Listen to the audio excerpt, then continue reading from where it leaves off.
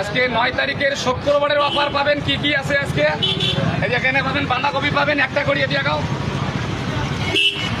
নতুন আলু আছে, বেগুন আছে, পেঁয়াজ পাবেন, সিমিয়া পাবেন, তারপরে দেখাও এই যে মটরশুঁটি পাবেন, ফুলকপি আছে আজকে,